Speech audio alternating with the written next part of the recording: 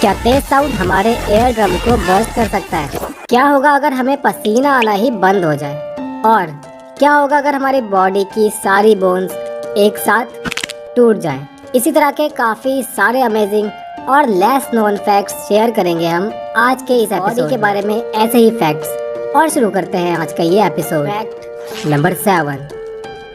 क्या आपको याद है लास्ट टाइम आपने नेल्स कब कट किए थे? ऑफ कोर्स याद ही होगा। कुछ लोगों को नेल्स बड़े रखने का शौक होता है, स्पेशली कुछ लड़कियां नेल्स बढ़ाना बहुत पसंद करती हैं। बड़े नेल्स पर अलग अलग तरह की आर्ट तो आपने देखी ही होगी, पर क्या आपने कभी सोचा कि क्या होगा अगर हम अपने नेल्स को काटना ही बंद कर दें? वैसे हमारे नेल्स की ग्रोथ काफ़ी स्लो होती है, अप्रॉक्स 1 सेंटीमीटर बढ़ते हैं 3 महीने में। पर क्या होगा अगर हम सालों साल तक नेल्स को काटे ही ना? हमारे नेल्स के बढ़ने के साथ ही बैक्टीरिया, फंगस और इन्फेक्शंस भी बढ़ने लग जाते हैं। बाकी की प्रॉब्लम की बात ना ही करें तो बेहतर है। आप खुद ही समझ सकते हैं कि बड़े नेल्स से और कितनी प्रॉब्लम्स हो सकती हैं। श्रीधर चिल्लल का नाम Guinness book of world record में दर्ज है। श्रीधर ने 66 साल तक अपने नाखून नहीं काटे। इन्होंने अपने नाखून 1952 में बढ़ाने शुरू किए थे और 2018 में काटे। इनके लेफ्ट हैंड के नेल्स की लेंथ 909 सेंटीमीटर थी। वैसे ये नाखून बड़े करने का ये ऑब्सेशन बहुत महंगा पड़ता है। इन बड़े नेल्स का वजन इतना ज़्यादा हो गया था कि उनकी फिंगर्स डिसफिगर हो गई, यानी उनकी फिंगर टेढ़ी मेढ़ी हो गई और लेफ्ट हैंड ने काम करना लगभग बंद कर दिया। यही नहीं, नाखून के वेट ने लेफ्ट हैंड की नर्व्स को काफ़ी सीरियस डैमेज पहुंचाया, जिस वजह से उनके लेफ्ट ईयर की हेयरिंग एबिलिटी भी खत्म हो गई। तो नेल्स बड़े करने का शौक आपको काफ़ी भारी पड़ सकता है। चलिए देखते हैं फैक्ट नंबर 6।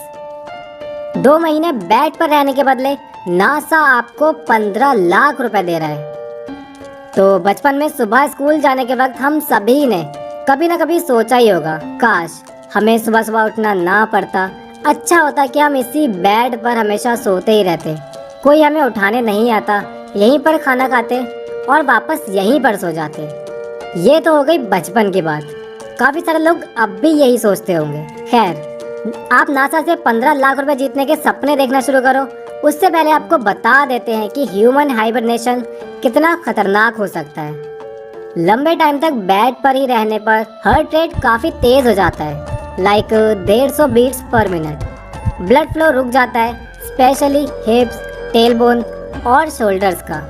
2 महीने बाद आपकी बॉडी पूरी तरह से लूज और यूजलेस हो जाती है, क्योंकि बेड पर हम 10 से 15% स्ट्रेंथ हर वीक लूज कर देते हैं। इसके अलावा मेंटली एक्टिव नहीं रह पाते, मसल्स का लॉस हो जाता है और फैट गेन हो जाता है, जो आपके लिए जानलेवा साबित हो सकता है। तो 2 महीने बेड पर रहकर 15 लाख कमाने से बेहतर है घर से बाहर जाइए और 2 साल में 15 लाख कमा लीजिए। Fact number 5। म्यूजिक हम सभी को पसंद होता है। कुछ लोग लंबे टाइम तक ईयरफोन लगा कर रखते हैं, तो वहीं कुछ लोग स्पीकर्स में लाउड साउंड सुनते हैं। दोनों ही कंडीशंस में आपने अपने पेरेंट्स से सुना ही होगा कि इतना म्यूजिक मत सुना करो, बहरे हो जाओगे। आपके पेरेंट्स की ये बात काफ़ी हद तक सच भी है। एयर ड्रम एक थिन टिश्यू होता है जो एयर कैनल को मिडल एयर से अलग करता है। लंबे टाइम तक लगातार ईयरफोन्स में लाउड म्यूजिक सुनना आपकी हेयरिंग एबिलिटी को ख़त्म कर सकता है और आपके एयर ड्रम को डैमेज कर सकता है। इसके अलावा अचानक से आने वाला तेज़ साउंड भी एयर ड्रम को डैमेज कर देता है। वैसे म्यूज़िक के अलावा कुछ और कॉमन आदतें हैं जो एयर ड्रम को नुकसान पहुंचाती हैं। वो है कान में ऑब्जेक्ट डालना, उसकी सो कॉल्ड सफाई करने के लिए पेंसिल, कीज, हेयर पिन जो भी मिलता है, लोग उससे कान साफ करना शुरू कर देते हैं। और सभी लोगों को एयर वैक्स निकालना बहुत सेटिस्फाइंग लगता है, पर ये आपके एयर ड्रम को सीरियसली डैमेज कर सकता है। अपने एयर ड्रम को ठीक रखिए और इन आदतों से दूर रहिए। Fact number 4। It's too hot outside. कुछ लोगों को बहुत पसीना आता है, कुछ लोगों को बिल्कुल भी पसीना नहीं आता। अंडर आर्म्स में स्वेटिंग, टी शर्ट और शर्ट पर अलग अलग प्रकार की आकृतियाँ हमें गर्मी से ज़्यादा परेशान करती हैं। कुछ लोग रिलैक्स फील करते हैं कि उन्हें पसीना ही नहीं आता, पर पसीना ना आना is not a healthy sign for you. ये सिंपल सी कंडीशन आपके लिए बहुत खतरनाक हो सकती है। इवन हम कह सकते हैं कि आपके लिए जानलेवा भी हो सकती है। पसीना ना आने की इस कंडीशन को नाम दिया जाता है एनहाइड्रोसिस का। स्वेटिंग हमारी बॉडी को कूल रखने की एक नेचुरल प्रोसेस है। एनहाइड्रोसिस की वजह से स्किन रिलेटेड काफ़ी सारे इश्यूज आपके अंदर पैदा हो सकते हैं। पिंपल्स का कंस्टेंटली आना, स्किन का स्पॉट्स से बढ़ जाना, रेडनेस जैसी प्रॉब्लम्स की वजह पसीना ना आना हो सकती है। इसके अलावा बॉडी का टेम्परेचर तो हाई सभी का होता है, तो बॉडी की हीट पसीने के रूप में बाहर ना निकलना आपकी बॉडी को डिजी, आपको डाउन और वीक बना देता है, जो आपकी ओवरऑल हेल्थ के लिए एक बुरा साइन होता है। फैक्ट नंबर 3, इतनी गर्मी में गर्मी की बातें बहुत हो गई, अब कुछ ठंडी ठंडी बातें कर लेते हैं। क्या आपके साथ कभी ऐसा हुआ है कि आपने कोल्ड ड्रिंक पी हो या फिर आइसक्रीम खाई हो और आपको लगा हो कि सारी आइसक्रीम आपके दिमाग में चली गई है?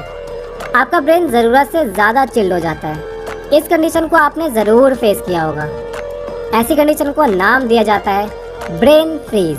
ब्रेन फ्रीज का मेडिकल टर्म है जो आपकी स्क्रीन पर अभी लिखा हुआ है, आप प्रोनाउंस खुद ही कर सकते हैं। वैसे ब्रेन फ्रीज कोई हार्मफुल कंडीशन नहीं होती, बस कभी कभार हेडेक जैसे इश्यूज को ट्रिगर कर देती है। क्या आपके साथ कभी ऐसा हुआ है? कमेंट सेक्शन में ज़रूर बताएं। फैक्ट नंबर 2, यॉर्निंग एक यूनिवर्सल एक्टिविटी है। कुछ एनिमल्स और सारे इंसान ये एक्टिविटी अपने डेली लाइफ में करते ही हैं। यॉर्न को हिंदी में जमाई लेना कहते हैं। कॉमनली इसको बोर होने का साइन माना जाता है, पर कई बार ऐसा होता है कि दूसरे इंसान को जब हम जमाई लेते हुए देखते हैं तो हम भी जमाई लेने लग जाते हैं, इवन इफ हम बोरिंग या स्लीपी फील नहीं भी कर रहे होते। इसके काफ़ी सारे फायदे भी होते हैं, जैसे ब्रेन टेम्परेचर को रेगुलेट करना, बॉडी को एक्टिव करना, ब्लड फ्लो में ज़्यादा ऑक्सीजन सप्लाई करना और लंग टिश्यू को ल्यूब्रिकेटेड रखना। यानी एक 3 से 5 सेकंड की ऑटोमेटिक होने वाली एक्टिविटी आपकी लाइफ और आपकी बॉडी को इतना फ़ायदा पहुंचा सकती है। फैक्ट नंबर 1, आज आप कुछ ज़्यादा ही लेट हो गए। बॉस के गुस्से से बचने के लिए आप तेज़ ड्राइव कर रहे हैं और फॉर्चुनेटली आप जिंदा बच जाते हैं, बट अनफॉर्चुनेटली एक्सरे बोल रहा है कि आपकी सारी बोन्स टूट चुकी हैं। ऐसे में क्या होगा? हमारी बॉडी में 206 बोन्स होती हैं। जब कोई हड्डी टूट जाती है तो डॉक्टर सिंपली उस बोन को अलाइन करके प्लास्टर कर देते हैं। सीरियस इंजरी होती है तो इसमें रॉड या फिर स्क्रू का यूज़ किया जाता है।